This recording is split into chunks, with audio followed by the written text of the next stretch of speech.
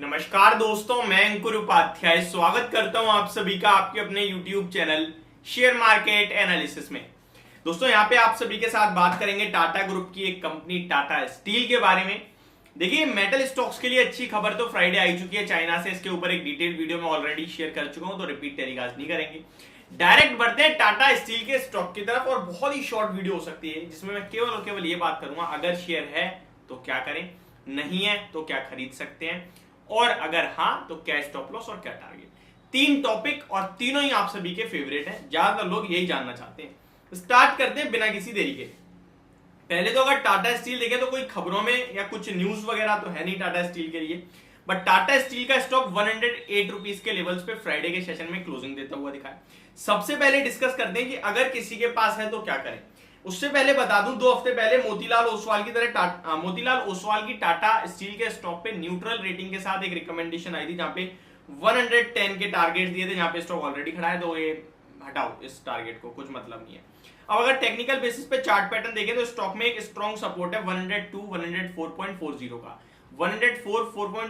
4.50 का लेवल निकलता है तो नीचे 102 तक आ जाता है, फिर रिबाउंड कर जाता है 108, 110, 114 यहां तक स्टॉक चला जाता है, और फिर उसके ऊपर निकलता है तो 120-22 पे भी जा सकता है। अब अगर बात करें 110 पे, तो सबसे पहले स्टॉक अगर मैं देखूं तो रेंज के मिडल पार्ट में बैठा है, बट अच्छी बात है कि लोअर पार्ट जो उसको टेस्ट करके ऊपर की तरफ जाने की कोशिश कर रहा है। तो सबसे पहली राय निकल के आती है, जिनके पास ऑलरेडी है वो होल्ड करें, अपना स्टॉप लॉस रखेंगे 106 पे, क्योंकि ट्रेल करना जरूरी है, अदरवाइज पैसा बनेगा ही नहीं कभी। तो 106 का स्टॉप लॉस रहेगा, टारगेट 110 112 का हो सकता है। आते हैं दूसरे सवाल पे कि मेरे पास नहीं है, क्या मैं खरीद सकता हूं।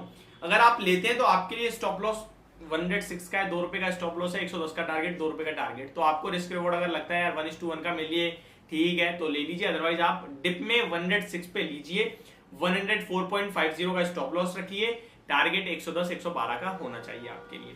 ये हो गई दोनों लोगों के लिए राय। ट्रेलिंग करें जिनके पास है, और जिन पे नहीं है वो फ्रेश एंट्री के हिसाब से ले सकते हैं, उसके ऊपर बात करिए। अब टाटा स्टील के लॉन्ग टर्म निवेशकों के लिए बात कर लेते हैं।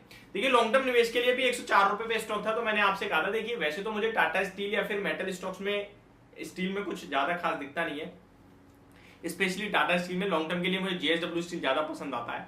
बट अगर कोई यहां से अगले 2 साल के लिए लेना चाहता है तो टाटा स्टील 40% के रिटर्न दे सकता है 2 साल में। 40%, 20% पर ईयर, तो वो बहुत अच्छा है। मैं व्यू 2 साल का इसलिए रख रहा हूं क्योंकि स्टॉक बार बार ऊपर नीचे हो रहा है, तो इसलिए मेरा बड़ा व्यू है। जैसे इंडाल्को पे मैंने आपसे कहा 12 महीने में ही आपको 480 550 दिखेगा, यानी कि 20% से लेकर 20% से 35% के रिटर्न आपको मिल सकते हैं। लेकिन यहां मैं 2 साल इसलिए ले रहा हूं क्योंकि भैया टाटा स्टील एक छोटे स्टॉक है, और जिसमें छोटे स्टॉक में रिटेल कैटेगरी का ज्यादा पार्टिसिपेशन होना, उसका मूव करना बहुत मुश्किल होता है। तो इसलिए मैंने टाइम फ्रेम बढ़ा दिया, लेकिन टारगेट मेरा भी बढ़ गया है। टारगेट भी मेरा 40% का हो गया, इसको मैं डिवाइड करूंगा तो 20% पर ईयर आ रहा है। तो अभी तो 108 आ गया है, थोड़ा डिप मिलती रहती है, आपको मिलेगी तो डेफिनेटली लीजिए। 150 रुपए भी आपके लिए स्टॉक आएगा, और रिसेंटली एक ब्रोकरेज फर्म के भी 150 रुपए के टारगेट आए थे, जिन्होंने 130 या 135 रुपए से बढ़ाकर 150 के टारगेट्स किए थे, तो वो अपने आप में पॉजिटिव था। अब थोड़े से मैं आप सभी के साथ इसके फंडामेंटल्स भी शेयर कर देता हूँ, बहुत ही सिंपल भाषा में, जो आप सभी इजीली पढ़ सकते हैं। और ये तो ऐसे फंडामेंटल है कि कोई भी स्टॉक लेने से पहले देखने चाहिए।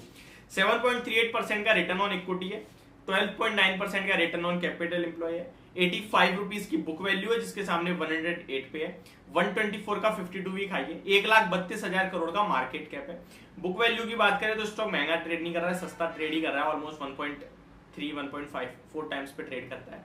नंबर्स की बात करें तो लास्ट ईयर से कंपेयर करना बिल्कुल गलत है, आप सभी को पता है कि वो तो एक धमाका था एक्सेप्शनल वाला, तो वो चलने दीजिए उसे। अभी 8,000 करोड़ का प्रॉफिट पेश कराया कंपनी ने, जो कि बाजार के अनुमान के सामने ज्यादा ही था। कंपनी की बात करें तो कंपाउंडेड प्रॉफिट ग्रोथ कंपनी की 80% गिर गई है, लेकिन प्राइस सेम टू सेम अभी तक वहीं का वहीं है, तो ये थोड़ा सा एक एक्सेप्शनल है, बट ठीक है, टाटा स्टील के दीवाने हैं लोग, बढ़िया स्टॉक है। शेयर होल्डिंग पैटर्न देखेंगे तो एफआईआई, डीआईएस और प्रोमोटर्स तीनों के पास अच्छा स्टेक है। पब्लिक की बात करें तो 25% स्टेक समथिंग पब्लिक होल्ड करती है। तो लॉन्ग टर्म के लिए मुझे लगता है आप ले सकते हैं स्टॉक को। 102, 100, 101 रुपए के आसपास मिलता है, तो 95 पे मैंने आपसे कहा था लॉन्ग टर्म के लिए लेना चाहिए, 120 के टारगेट के लिए। 124 तक आया तो बढ़िया मुनाफा हुआ। लॉन्ग टर्म के लिए तो मुझे लगता है अगर आप 2 साल के लिए ले रहे हो तो 6 महीने वेट कर लोगे तो भी कोई बड़ी बात नहीं है। वहीं दूसरी तरफ ये भी बहुत से लोग हैं जो कहते हैं मैं 2 साल के लिए ले रहा हूँ, मेरे को 2-4 रुपए से क्या मतलब। लेकिन मेरा मानना है मैं लॉन्ग टर्म के लिए ले रहा हूँ, मुझे पता है अगर स्टॉक नीचे आता है तो मैं नीचे ही खरीदूंगा यार, सिंपल, मेरा पैसा ज्यादा बनेगा। तो ये मेरा व्यू रहता है हमेशा। तो ये थी मेरी तरफ से आपके लिए टाटा स्टील के ऊपर वीडियो। होप आपको ये समझ पसंद दोनों आई होगी। Thank you so much for watching this video. Have a great day guys.